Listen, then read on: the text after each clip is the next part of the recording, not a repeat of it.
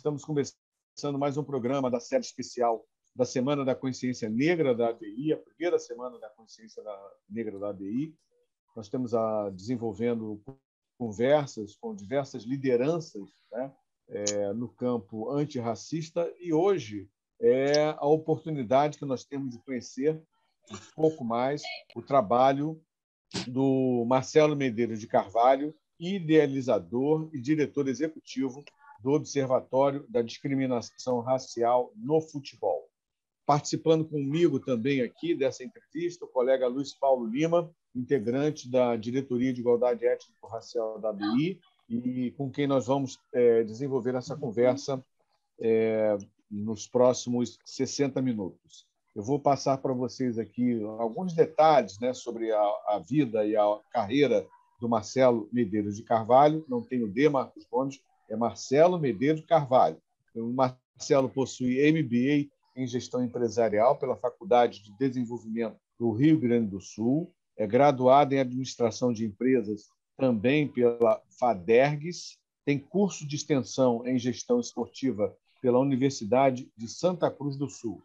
Estudioso da questão étnico-racial, com formação no curso Cidadania e Reconstrução da Identidade Étnico-Racial da Universidade Livre, uma realização do Centro Ecumênico da Cultura Negra. Marcelo é palestrante pelo Observatório da Discriminação Racial no Futebol, em seminários sobre o racismo no futebol e outros eventos com temática étnico-racial, tendo textos sobre o racismo no futebol, publicado em diversos jornais, revistas e sites nacionais e internacionais. É autor do livro Fragmentos, Contos da Vida Cotidiana.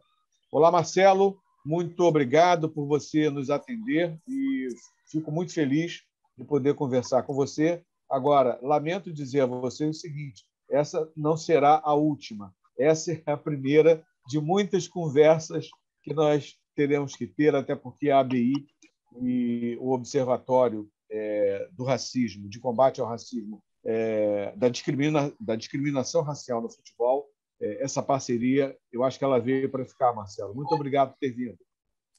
Eu que agradeço, importante demais estarmos aqui, né, para falar sobre esse tema tão importante. Não que a gente esteja feliz de estar aqui falando sobre racismo no futebol, mas felizmente a gente vem debatendo mais sobre o tema e eu acho que isso é importante demais, porque cada vez que a gente conversa, a gente vai conscientizando as pessoas e esse é o nosso papel, né? Beleza. Deixa eu dar uma boa noite também ao colega aqui da ABI, Luiz Paulo Lima. Boa noite, Luiz. Boa noite, bom dia, boa tarde, né? Boa noite, bom dia, boa tarde, porque a gente se fala o tempo todo. Agradecer o Marcelo, né, por estar com a gente. Eu acho que a sua experiência ela é singular e é importante a gente visibilizar isso tanto para dentro da BI como para fora da BI. Porque com essa gestão que nós estamos, a gente está procurando dialogar o máximo possível esses dois hemisférios, como o Marcos diz, né? Então, muito bem-vindo. Estamos aqui. Vamos bater um papo. Acho que vai ser muito importante para nós, principalmente. Marcelo, o esporte é um assunto muito importante para nós aqui na ABI, porque o jornalismo esportivo sempre foi uma área em que a ABI esteve envolvida, né? Nós achamos recentemente documentos históricos aqui em que a FIFA atribuía à ABI a indicação de um jornalista para cobrir uma Copa do Mundo, enfim, era o tamanho que a ABI tinha, né? A importância dela já se relacionando com a FIFA. Agora, em relação à ABI, é importante também a gente destacar, Marcelo, que ela foi fundada por um jornalista negro, né? É pouco conhecido, é pouco lembrado, é o Gustavo de Lacerda, um catarinense, que em 1908 fundou a ABI. Eu também não gostaria, Marcelo, de estar aqui conversando com você sobre combate ao racismo. A gente já tinha que ter virado essa página, né? Mas nós não conseguimos virar essa página. E, por isso, a gente precisa enfrentar e combater o racismo todos os dias. Eu queria que você respondesse a primeira pergunta que eu faço, relacionada à importância de você ter, no jornalista e no jornalismo, uma atenção mais dedicada para o combate ao racismo, porque não é só dentro de campo que o problema acontece. Que papel você atribui ao jornalismo e aos jornalistas na atuação desse tema que nos diminui bastante enquanto sociedade? Eu costumo dizer que a gente está vivendo um aumento de denúncias de racismo no futebol brasileiro. Mas esse aumento de denúncias ele é muito por conta de uma conscientização de torcedores, de jogadores e dos jornalistas. Então, quando a gente está falando de aumento de denúncias de racismo no futebol, passa muito pelo olhar que o jornalismo está tendo sobre o futebol. Se lá atrás jogadores não denunciavam casos de racismo, era também porque a imprensa não os ouvia. Se a gente está falando agora em 2022 de um aumento de casos de racismo, é muito porque a imprensa vem noticiando esses casos. Claro que o papel da imprensa não termina ao noticiar um ato de racismo. O papel da imprensa deve ir além, né? Deve estar justamente em cobrar quem deve ser cobrado sobre as perspectivas, né? Sobre o futuro, sobre o que fazer a partir de uma denúncia. Mas eu acho que é importante, nesse momento, a gente saudar esse novo olhar que a mídia está tendo sobre os casos de racismo, né? Ok. Luiz, a pergunta está com você. Tá. Aqui é uma curiosidade, porque eu acho que aonde você entra nessa história? Queria entender aonde foi o que aconteceu para você entrar e criar o observatório, que é uma referência, é muito importante, porque o observatório ele dá uma dimensão assim com mais capilaridade e sobre o tema antirracismo, né? E principalmente é mais do que o antirracismo, a gente tem que ser antirracista, mas tem que ter uma ação proativa, né? Então, eu queria saber onde entra essa história de você nesse doloroso assunto, mas eu queria entender esse pedaço onde tudo começa para você. Bom, onde tudo começa, eu acho que tem dois cenários, né? Primeiro é desse menino negro, pobre, que olhava para o futebol como uma das poucas possibilidades de ascensão social. E aí, por conta dessas possibilidades, sonhei em ser jogador de futebol, mas esse sonho eu não levei ele muito a sério, né? Sonhei em ser jogador de futebol, mas não me dediquei a tal, porque meu pai queria que eu fosse para outro caminho, para mim estudar e chegar num outro lugar. Mas aí eu continuo apaixonado por futebol, continuo querendo trabalhar com futebol, mesmo que não seja como atleta, eu vou querer trabalhar como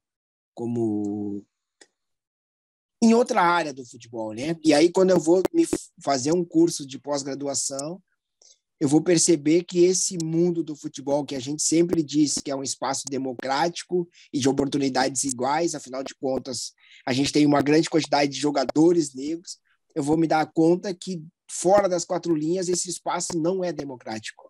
Fora das quatro linhas, o futebol não dá oportunidades para homens e mulheres negras. E fora isso, quando eu estou fazendo esse curso, eu vejo a possibilidade de falar de racismo através do futebol. Por quê? Porque lá em 2014, quando os casos de racismo com o Márcio Chagas, o Tinga e o Arouca ganham a mídia, eu vou perceber que um caso de racismo dentro do futebol ele é muito mais falado e comentado do que um caso de racismo fora do futebol. Então, eu percebo ali uma possibilidade da gente falar de racismo para pessoas que não frequentam os espaços que a gente usa para debater o racismo. E aí entra uma outra vontade minha, que é devolver para a sociedade o que eu posso fazer enquanto homem negro na luta contra o racismo. Marcelo, do ponto de vista institucional, o observatório da discriminação racial no futebol, que lançou recentemente o seu 8º relatório, né? Ele é de 2014, nós chegamos a 2022 no 8º relatório. Como é que você avalia o crescimento da atuação do Observatório e as relações institucionais que ele vem obtendo até aqui? O que ainda está faltando fazer, Marcelo, dentro da sua visão? Bom, o caminho ainda é muito longo. Por quê? Porque quando o Observatório nasce, a gente está pontuando racismo individual, está pontuando casos de racismo. E ali o nosso objetivo era demonstrar para a sociedade que esses casos não eram casos isolados, que eles acontecem com muita frequência. Então, o primeiro objetivo foi atingido, né? Eu acho que hoje é impossível no Brasil alguém dizer que os casos de racismo no esporte, mais propriamente dito no futebol, são casos isolados. Mas a gente precisa avançar no cenário de que todo mundo entenda que a gente está falando da ponta do iceberg. Afinal de contas, a gente precisa discutir a não presença de negros na gestão do futebol. A ausência. Isso. A gente precisa falar da ausência de negros, por exemplo, nos tribunais de justiça do futebol. Porque quando a gente denuncia um caso de racismo, esse caso vai para o tribunal. Se esse tribunal é branco, como esse tribunal vai entender o que a gente está falando? Como esse tribunal vai punir os casos de racismo numa perspectiva de entender que todo caso de racismo é grave, e não do jeito que ele enxerga hoje, que hoje ele modula, né, a gravidade do racismo a partir do pensamento e da construção de homens brancos. Então, o Observatório precisa ir para esse outro lugar, que é a gente discutir esse racismo estrutural dentro do futebol. E discutir isso é ocupar esses espaços, porque é impossível a gente mudar esse cenário enquanto o futebol for administrado, pensado e gerido apenas por homens brancos. Fantástico. Luiz, eu passo de novo para você. Vamos lá. Tá bom. A bola para você. Então, você colocou uma questão muito importante, que é a questão do ecossistema, né? Eu imagino que um dos exercícios que você faz é tentar entender essa complexidade através do tempo, né? Desde a primeira notícia, como você sabe, a história do futebol, até os dias de hoje, a gente vai começando hoje com muito mais elementos, a gente vai tendo muito mais elementos para entender esse racismo que é estrutural. Você identifica um ato racista, mas para consertar esse processo, você tem que mexer com um ecossistema muito complexo. Eu acho que dentro disso que eu queria te perguntar como você analisa, qual é o teu entendimento de manifestações assim, mais singulares, com a prática de um ato racista, de alguém na torcida xingar um atleta negro. E eu queria saber de como é que você monta, qual é o teu entendimento nessas vários pedaços que precisam acontecer. Você já colocou isso agora na pergunta anterior, mas eu queria entender de como é que você trabalha, qual é o teu entendimento sobre essas práticas e consequentemente, o Observatório tem mostrando, bom, o caminho a gente consegue também identificar hoje com um pouco mais de precisão do que tempos passados. O meu entendimento dessas práticas é que a sociedade, de forma geral, ela não aceitou de forma plena esses homens negros, né, que jogam futebol. Ela, de certo modo, ela tolera esses homens negros. E tolera eles do jeito que a sociedade sempre tolerou homens e mulheres negras. Se a gente trilhar um caminho que nos é dito ou nos é orientado, a gente passa a não viver sob ameaça. A partir do momento que a gente começa a impor a nossa voz, os nossos pensamentos, que a gente não aceita mais quieto, em silêncio, algumas agressões, essa mesma sociedade já passa a nos rotular como homens e mulheres problema. Então, o futebol, quando ele olha esses talentos negros, e esses talentos negros estão dentro de campo rendendo o que essas pessoas esperam e fora de campo estão com um comportamento que essas pessoas toleram, a gente não vê essas violências acontecer. A partir de um momento que o jogador negro usa esse espaço para expressar sua cultura, sua religião, até mesmo exaltar os seus traços negros, né?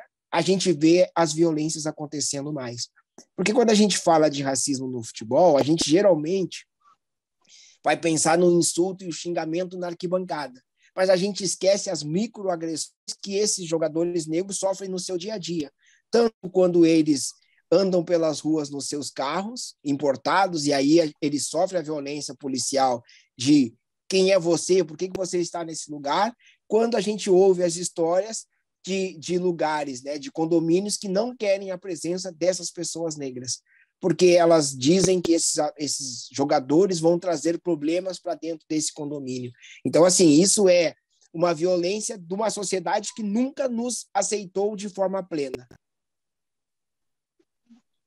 Marcelo, eu queria que você explicasse aqui para os nossos telenautas como é que funciona a estrutura do Observatório da Discriminação Racial no Futebol. Qual é o suporte, né, que você tem? Que instituições estão ao teu lado para conferir análise, enfim, demandar propostas, olhar diferente para um problema do nosso cotidiano? Enfim, a gente sabe que o início, né, foi difícil. Você começou fazendo os recortes de jornais, né, catalogando cada assunto que saía no jornal, mas até chegar aqui, né, como é que você foi montando esse aparato de apoio para ter um relatório consistente e convincente, né, do tamanho do problema que nós temos pela frente? O primeiro passo é a gente entender, eu gosto sempre de dizer como é que o racismo ele vai se perpetuando na sociedade, né? O racismo é uma questão também... Espera aí que entrou aqui uma... Deixa eu ver aqui. Só um minuto. Fechei. Pronto. Entrou aqui uma gravação que não era para entrar. Então, vamos lá. Já voltou aqui. Já voltei. Pronto. Vamos lá. Desculpe. Não, tranquilo. A gente precisa pensar também no racismo olhando ele pela questão econômica, né?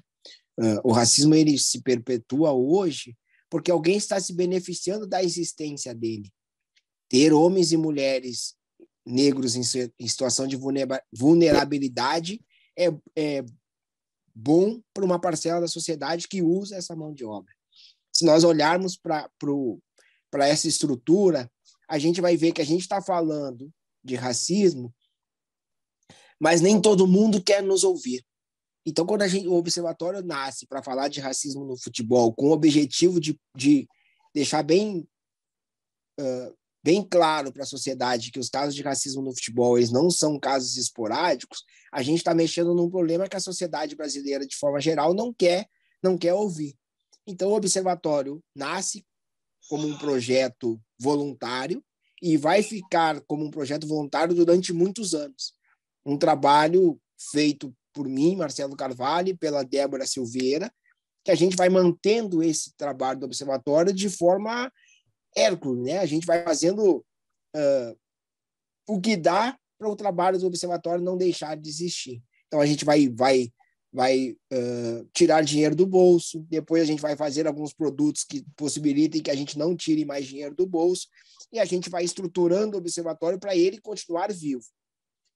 Mas falando de estudo, em 2017 para 2018, o Observatório fecha uma parceria com a Universidade Federal do Rio Grande do Sul, e a partir desse momento a gente ganha base acadêmica, né, e mais consolidada para a gente trabalhar nesses estudos. Mas assim mesmo, ele continua sendo esse projeto voluntário. A partir de 2019, o Observatório é visto por alguns clubes, por algumas empresas e marcas como um possível parceiro e aliado. E aí essas pessoas que buscam o observatório começam a entender que é preciso reconhecer esse trabalho não só de forma pública, mas também pagar por aquilo que está se buscando, né? Então, o observatório começa a prestar consultoria. E aí a gente já começa a ter um respiro para a manutenção desse projeto. Até chegar em 2022, onde a gente definitivamente consegue ter um diálogo com a CBF, e a CBF assina um contrato com o observatório para os próximos 4 anos de trabalho desse estudo do relatório, ter essa parceria econômica da CBF, e aí a gente consegue pensar os próximos 4 anos sem essa questão econômica batendo na porta, né, exigindo que a gente faça contorcionismo para continuar existindo. Então, assim, eu sempre digo que para nós, homens e mulheres negros, é sempre mais difícil, e é sempre mais difícil quando a gente está batendo de frente com o sistema. Porque o sistema, muitas vezes, diz que não é racista e abre as portas para nós, mas diz assim, olha, vou dar uma oportunidade para vocês. E, na verdade, a gente não está querendo essa oportunidade, né? Quem está tendo essa oportunidade é as pessoas não negras que estão tendo a oportunidade de aprender e de evoluir. E de, principalmente, ouvir para não cometer os mesmos crimes. Então, assim, é preciso olhar para isso, para que a gente entenda que é preciso mexer no bolso, né? Toda essa estrutura precisa mexer no bolso, pensar economicamente para que a gente saia desse lugar que a gente está hoje, de racismo, de violência e, principalmente, de desigualdade social e racial que beneficia uma parcela muito pequena da sociedade. Marcelo, eu vou mostrar aqui, né? Eu gosto muito das camisetas do Observatório, né? Então tem uma série aqui histórica bem legal, interessante. Eu gosto muito de mostrar para quem ainda não conhece, né? Então ela marca sempre um ano, né? Então aqui nós temos 8, né? Então é uma de cada ano, né? Começou aqui, vem passando, né? Chegando aqui a esse ano. Bem legal, gosto das camisetas também. Luiz, vamos com você aí, porque a palavra está contigo. Tá bom. Eu queria saber, Marcelo, a respeito dessa ouvidoria, né? Como é que se monitora um país tão enorme como o Brasil, né? A gente sabe que o papel da mídia muitas das vezes contribui para exacerbar as questões de um tipo de violência, no caso, né, do xingamento, do caso não entrar num condomínio, não poder comprar um imóvel ou alugar um imóvel num condomínio. Você tem... Como é que você dá capilaridade para a tua pesquisa? Eu sei que a universidade tem um papel importante nisso, né, porque deve ter metodologia, deve ter... Agora, como é que você monta as suas estatísticas, sabe? Como é que você monta as suas referências para construir as narrativas que você julga importante, né, dentro do observatório? Primeiro que esse relatório ele só nasce a partir do momento que a gente toma conhecimento de um relatório similar que existe na Europa. Ele é feito pela Fair Networking, que é uma organização que trabalha com os casos de discriminação na Europa, e eles produzem um relatório para olhar para a Rússia, né? Então, eles fizeram em 2015 um relatório olhando para o próximo país que ia sediar a Copa do Mundo. E aí, como a gente já vinha conversando com essa instituição, a gente conversa para buscar esse expertise que eles têm para que a gente comece a produzir os nossos relatórios aqui no Brasil. Então, a FER nos dá esse primeiro know-how, né, essa primeira troca, para que a gente faça o primeiro relatório. Inclusive, quando a gente lança o primeiro, ele só falava de racismo no futebol brasileiro. Não trazia outras formas de violência e discriminação. E aí o pessoal da FER nos pergunta, Marcelo, a gente aqui da Inglaterra olha para o Brasil e vê diversas outras violências. Por que o relatório do observatório não aponta essas outras formas de preconceito e discriminação? A primeira resposta é: Aqui no Brasil é muito difícil a imprensa falar sobre racismo. Outras formas de preconceito, como xenofobia, LGBTfobia, é quase zero. O futebol, ele parece que normalizou isso e acha que isso é normal. Mas a gente começa a puxar esse tema. E aí, a partir de 2015, 2016, a gente começa a ver que mais e mais a gente tem informações de outras formas de preconceito e discriminação.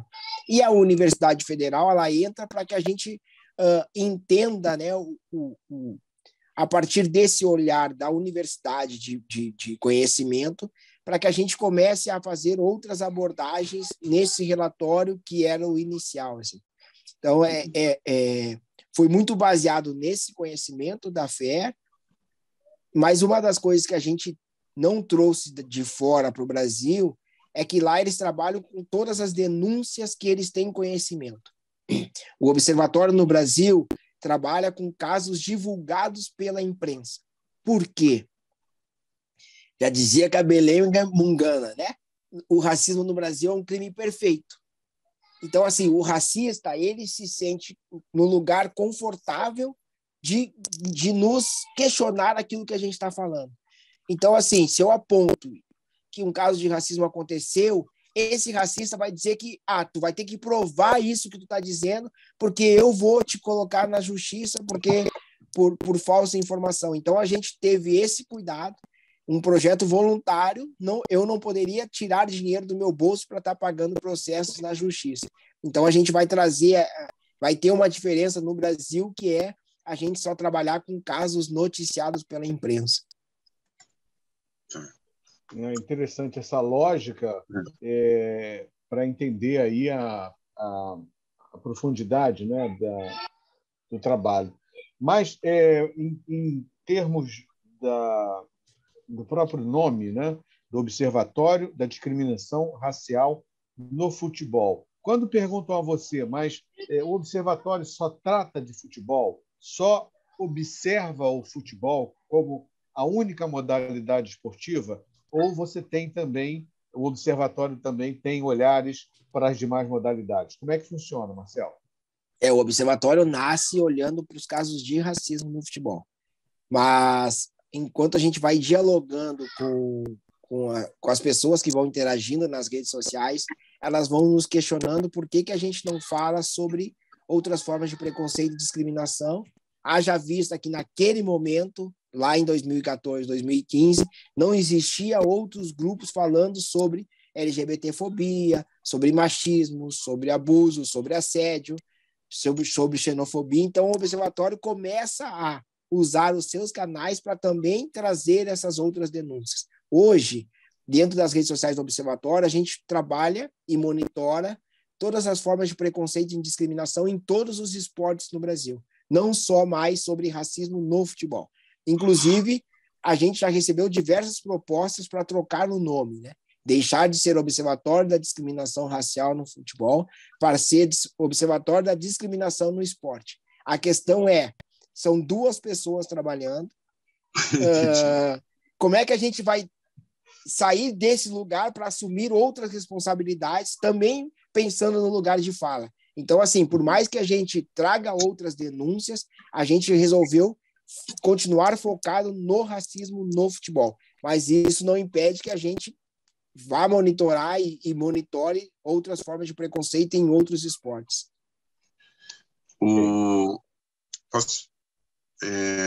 Marcelo, também uma curiosidade. A gente sabe que o futebol profissional, você consegue enxergar as estruturas com um pouco mais de precisão, vamos dizer assim. Agora a gente tem o esporte, o futebol, que não está no grande... não está no... Se as mídias não conseguem dar conta no futebol profissional, imagina quando a gente pensa que o que existe de clubes, o que existe de esportistas, né, que não ganham um salário, às vezes ganham ajuda de custo no máximo, ou ganham um café da manhã pão com manteiga e tal. Como é que você registra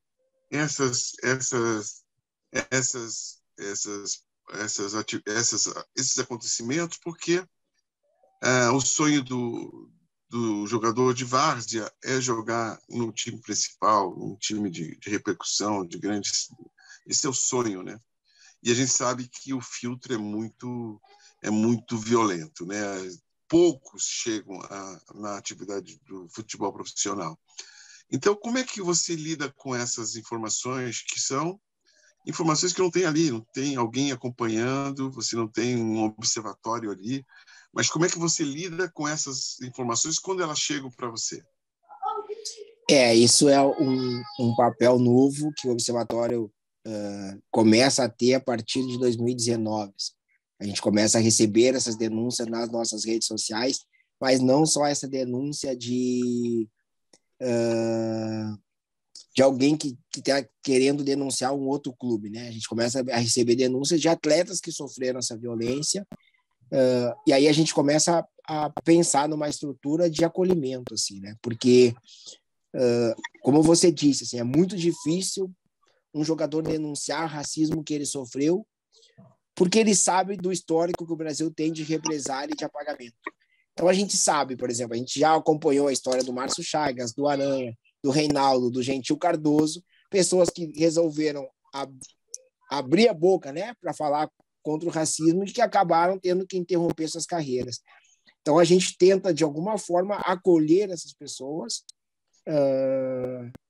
entender o que elas estão passando, para não só trazer esses casos para a grande mídia, né? Muita gente vai nas redes sociais do Observatório e diz, pô, eu denunciei um caso e vocês não expuseram o caso, não colocaram lá as pessoas envolvidas. Não é esse o papel do Observatório, né? Então, assim, muitas denúncias que a gente recebe, eu entro em contato com o dirigente do clube, eu entro em contato com a imprensa, eu tento trabalhar nos bastidores para que algo seja feito, para que a gente não trabalhe nesse olhar que muitas pessoas têm, que é de sangue, né? Muitas vezes as pessoas querem denunciar para ver o sangue escorrer pela tela. E não é esse o trabalho do Observatório. Então, muitas denúncias que a gente recebe, a gente vai conversar com os dirigentes dos clubes, a gente vai conversar com o atleta, de uma maneira de amparar esse atleta, para que ele fique bem, porque, antes de tudo, o que a gente quer é que a pessoa fique bem. Então, é uma maneira que a gente vem trabalhando, mas é muito difícil, né? Como eu disse, assim, são só 2 pessoas, até ontem eram só 2 pessoas, que muitas vezes eu também não me sinto totalmente preparado para dialogar com algumas situações, né? Eu também sou um homem negro e de falar de racismo muitas vezes vai me remeter para um lugar que eu não me sinto confortável, até porque eu também tenho as minhas histórias, as minhas experiências. Mas é isso, assim, é uma construção que a gente vem tentando fazer, e hoje a gente tem mais pessoas trabalhando. Hoje a gente fechou uma parceria com a Amistel, por exemplo, que bancou alguns psicólogos e advogados para que a gente consiga ter essas pessoas com capacidade para orientar pessoas que nos procurem, né? Buscando ajuda psicológica ou jurídica. E aí é isso. Assim, então, através dessas parcerias que a gente tenta estar num outro lugar, não só de denúncia, mas principalmente um lugar de acolhimento. Uhum. Marcelo, o futebol feminino, que cresce, né, numa velocidade talvez não como a gente esperava, ou como as atletas, né, merecem, mas que ele vem ganhando espaço na mídia, o Observatório já registra situações inconvenientes com relação a atos e práticas racistas no futebol feminino também? Sim, no futebol feminino a gente tem muitos relatos que ocorrem casos de racismo, mas a gente não tem tantas notícias de casos de racismo no futebol feminino, por 2 motivos. Primeiro, que a cobertura da imprensa é muito menor, então a gente vai ter muito menos jornalista lá para acompanhar um caso, para poder falar de um possível caso de racismo. Mas a gente também tem um outro ponto, né, que já foi falado aqui, que é um espaço muito pequeno e que as atletas têm medo de denunciar, com medo de que as portas fechem. Então, muitas vezes, elas sofrem a violência, elas comentam com alguém, mas não querem que isso seja publicizado com medo das portas fecharem. Então, assim, o futebol feminino é um lugar que a gente já olha, mas a gente precisa ter esse olhar atento nesse sentido, né? Primeiro é isso, assim, quando a gente fala de futebol, quando a gente fala de esporte de modo geral no Brasil e tem um programa de esportes, a gente precisa entender que esse programa não é de esportes, esse programa é de futebol. Se sobrar o tempo, a gente fala sobre futebol feminino e fala sobre outras modalidades. E aí a gente vai acabar tendo muito menos profissionais nesses lugares para noticiar tanto casos de racismo como outras formas de preconceito, discriminação e violência. Marcelo, esse tempo do nascimento do observatório até os dias de hoje, como é que você avalia, assim, em termos de resolução de problemas, né? Acordos que foram feitos, né? Uma denúncia que você conseguiu acompanhar do ponto de vista jurídico, do começo, meio e fim, as novas plataformas de comunicação, isso ajuda ou atrapalha o desenvolvimento das ações, né? Porque eu imagino, né, que quando um caso chega nas redes sociais, a coisa toma uma escala absurda. E como é que você controla isso? Como é que você transforma isso em ferramentas para o próprio desenvolvimento do observatório, enfim? Hoje a gente tem as redes sociais muito mais como aliadas do que como algo que seja extremamente ruim, né? Porque graças às redes sociais a gente conseguiu atingir diversos públicos, mas não só os públicos de forma geral, mas muitos jornalistas, muitos dirigentes de clubes, muitos clubes, muitas empresas. Então, as redes sociais, para nós, elas são muito mais aliadas. E as redes sociais nos possibilitam que a gente dialogue com alguns grupos, né? Porque a gente precisa entender que, quando a gente está falando de racismo, a gente está falando para uma bolha. Por mais que a gente ache que está falando para milhões de pessoas, a gente está falando para pessoas que querem ouvir sobre o tema que a gente está discutindo.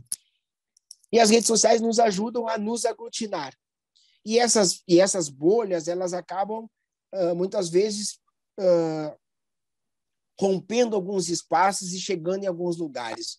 Hoje, uma decisão de um tribunal de justiça ela é muito mais discutida nas redes sociais do que era antigamente. Antigamente, a gente só tinha notícia, né? Olha, o Tribunal de Justiça julgou tal caso e a decisão foi tal. Hoje, não. Hoje, a gente tem, muitas vezes, a transmissão online dentro das redes sociais de um julgamento. E aí a gente pode conhecer como as coisas funcionam lá dentro. Porque as pessoas ficam apavoradas com a decisão de um caso de racismo, com a decisão de um julgamento, mas as pessoas muitas vezes não têm conhecimento das falas que houveram dentro daquele julgamento, que são falas absurdas. Por exemplo, todo mundo no Brasil, conforme a Constituição, tem direito a um advogado e todo mundo tem direito à defesa, à ampla defesa, né? Mas tem algumas falas defendendo clubes ou defendendo a pessoa que cometeu um ato racista que ela é absurda, mas que a gente só vai tomar conhecimento a partir dessa pressão que as redes sociais fizeram nessas instituições. Então, assim, eu acho que essa é a grande mudança que a rede social nos traz de benefício. É a gente atingir lugares e pessoas que antes a gente não atingia.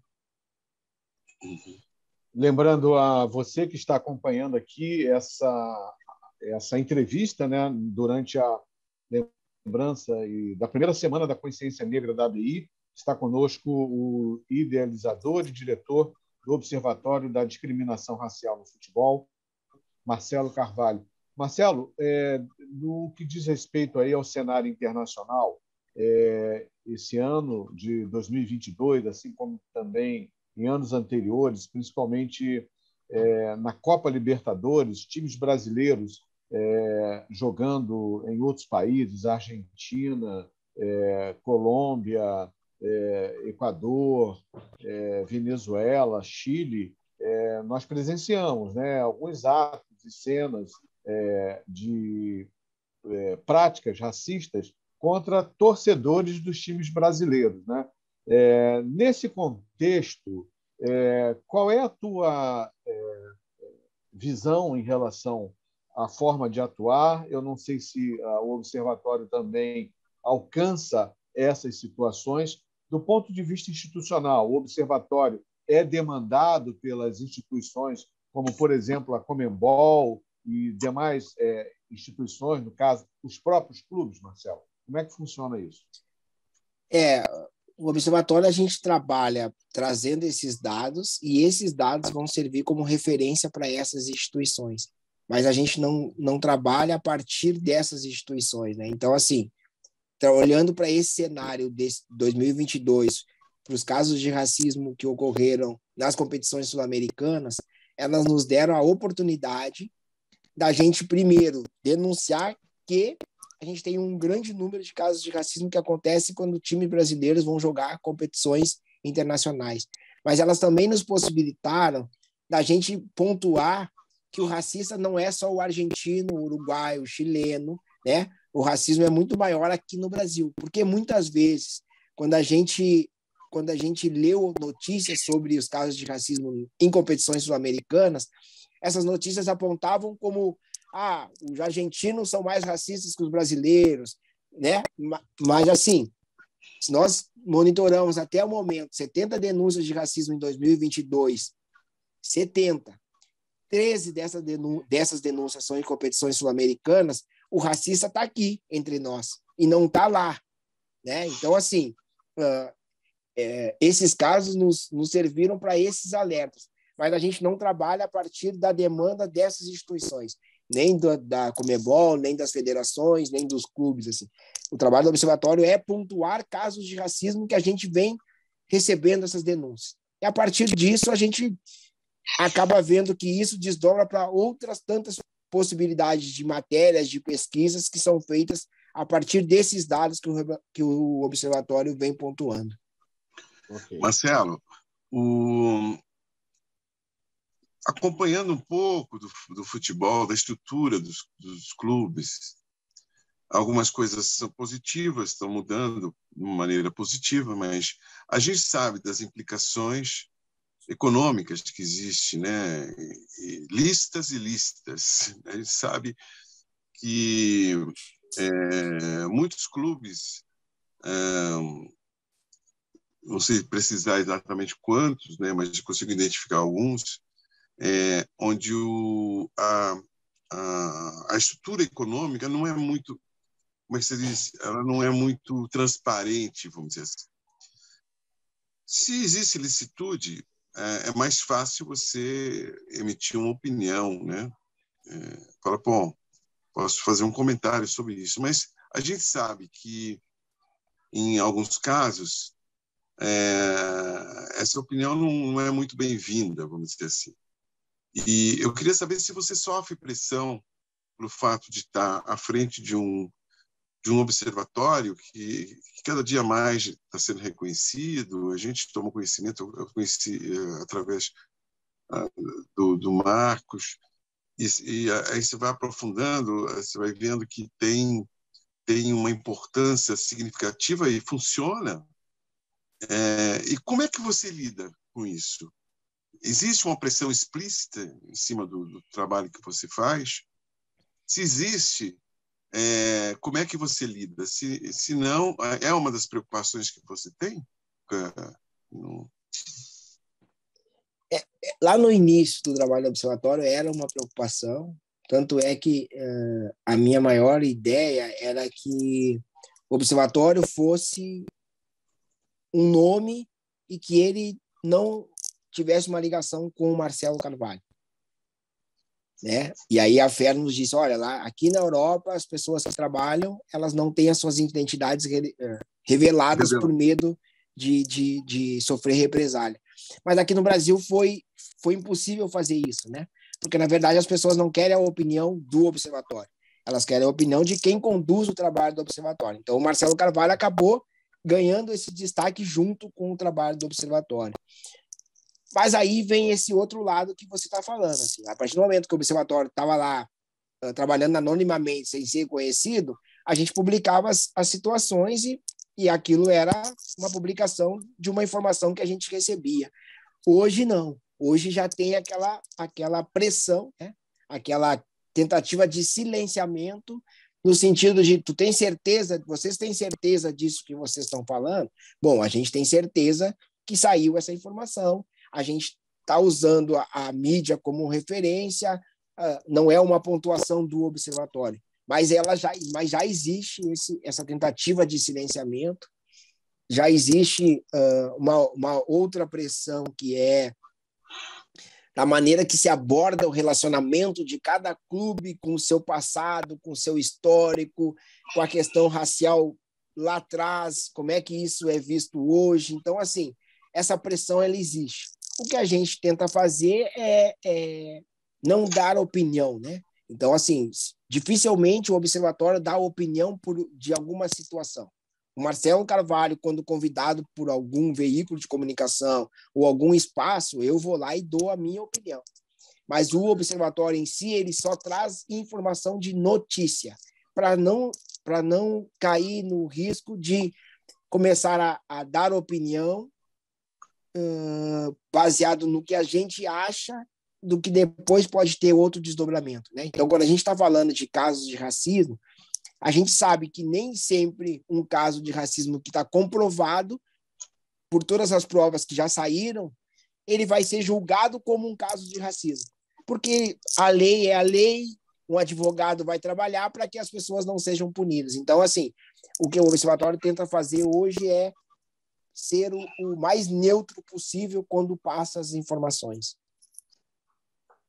Por quê? Marcelo, porque a pressão já existe, né? Só finalizando assim, porque a pressão e tentativa de silenciamento ela já existe cada vez mais.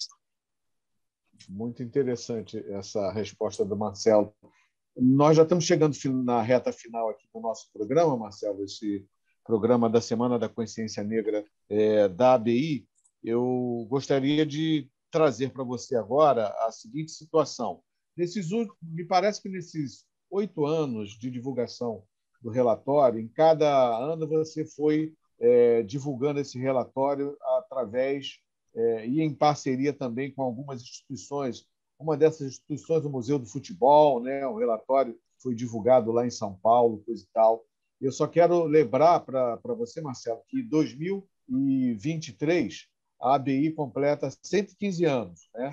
É uma história que vai chegar a 115 anos. Poucas instituições no Brasil alcançaram essa longevidade, né? Principalmente a ABI. E aqui já quero deixar o convite para que o Observatório possa utilizar as dependências da ABI no seu auditório, para que o relatório também possa ser divulgado aqui no Rio de Janeiro. Não sei se você já tem um convite, né, para fazer a divulgação do relatório de 2023, mas fica aqui o nosso convite. Se não puder ser em 2023, que seja em 2024, 2025, mas é um espaço em que nós pretendemos atuar de uma forma mais constante, né, e próxima do Observatório, para que a ABI também possa se somar a essa luta antirracista no esporte e precisamente no futebol, onde você atua.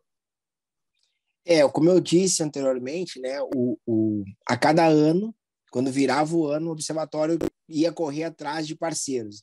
Então, assim, primeiro corria atrás de um parceiro para bancar a elaboração do relatório e depois corria atrás de um parceiro para fazer o lançamento desse relatório.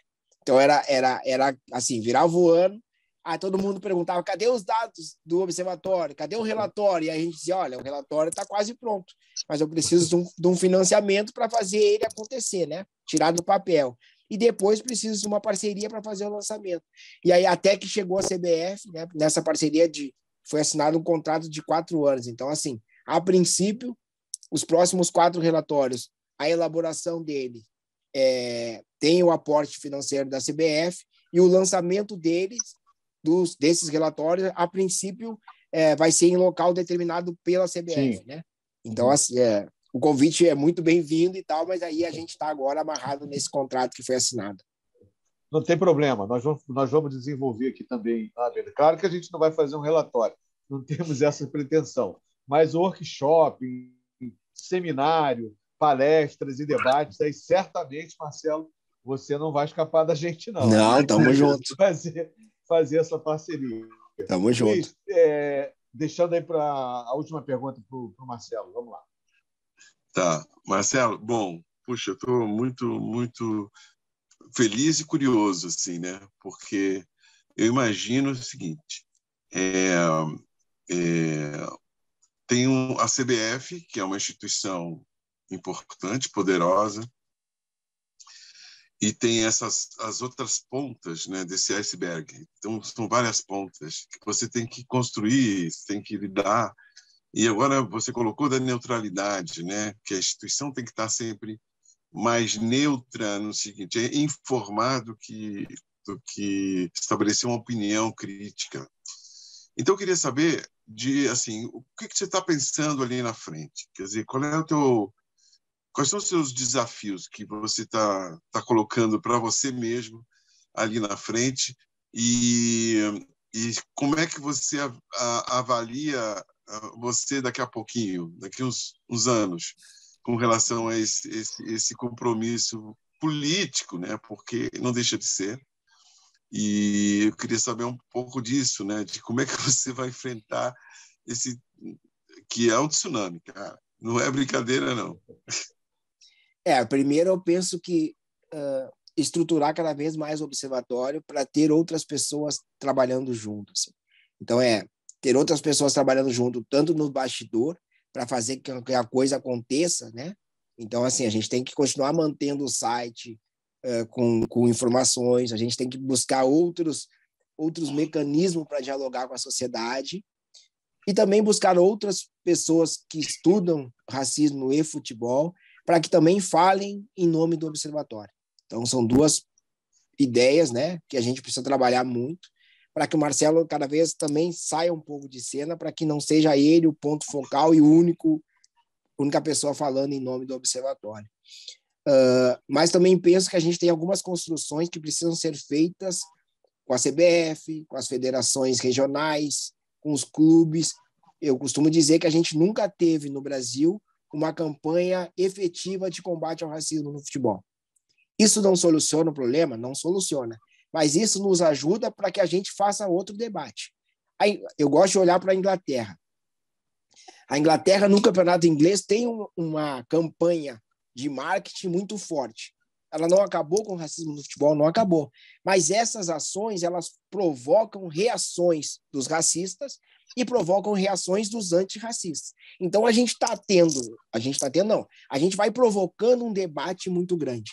A gente vai provocando com que as pessoas falem a respeito. Eu acho que isso foi o que fez o presidente da CBF quando ele disse que quer uma punição de perda de pontos para todos os clubes que tenham casos de racismo. O que ele provocou ali foi um debate que precisa acontecer. Afinal de contas, a partir daquele posicionamento dele, muitos clubes já disseram que são a favor, outros disseram que são contra e alguns estão neutros, porque querem conhecer um pouco mais do projeto. A gente nunca teve isso. Quando a CBF lá atrás fez uma campanha dizendo somos iguais ou todos iguais, ela estava tirando o problema da sala, né? Estava barrendo ele para baixo do tapete. A partir do momento que tu tem um posicionamento forte a respeito do tema, você está provocando esse debate. Então, o que o Observatório pensa fazer no futuro é, primeiro, uma grande campanha de combate ao racismo. Segundo, é que a gente comece cada vez mais a quebrar esse silenciamento que está nos jogadores de futebol.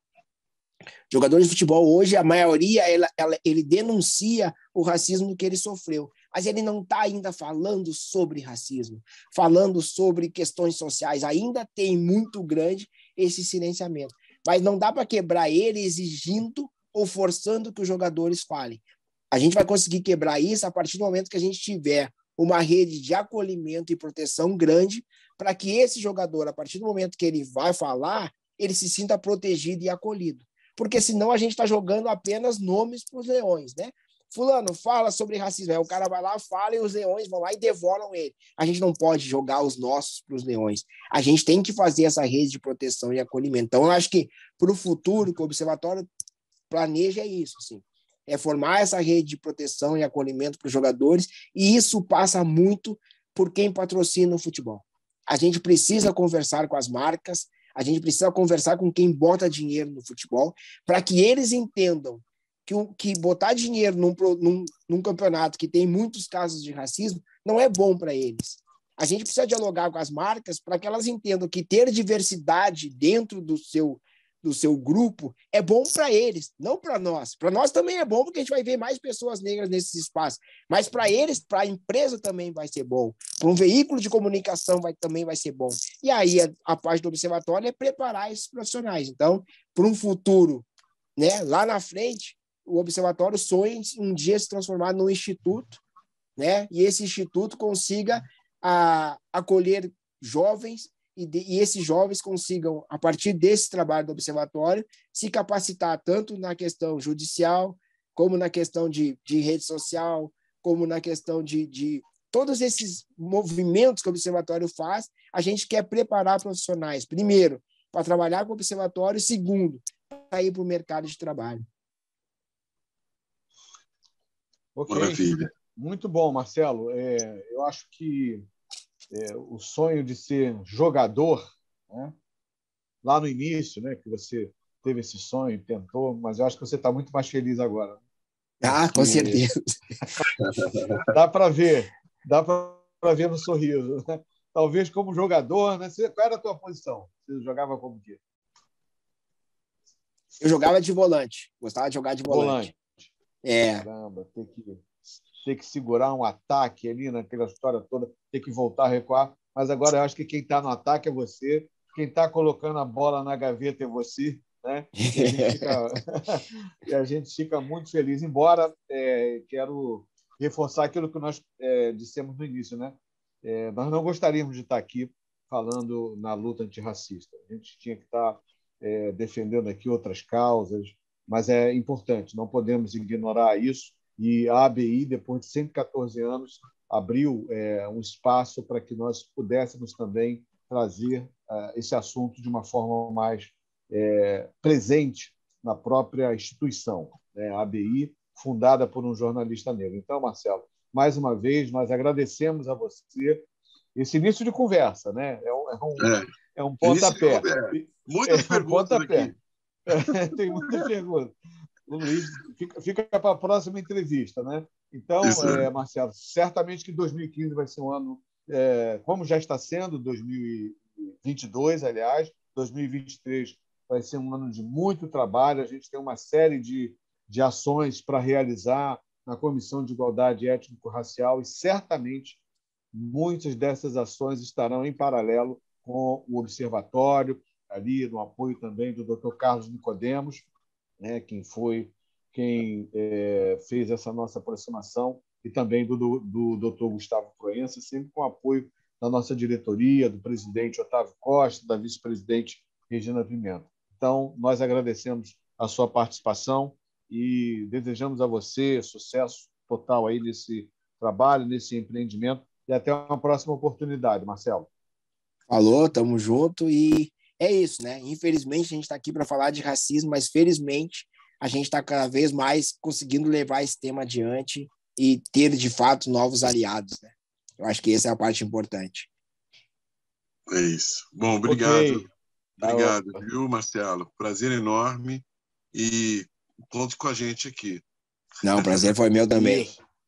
É isso aí, Luiz Paulo. Conte com a ABI sempre, conte com a nossa Comissão de Igualdade Étnico-Racial. Até a próxima. Nós nos despedimos também de você, telenauta, hoje, nesse programa especial da Semana da Consciência Negra da ABI. Nós conversamos com Marcelo Carvalho, idealizador e diretor executivo do Observatório da Discriminação Racial no Futebol.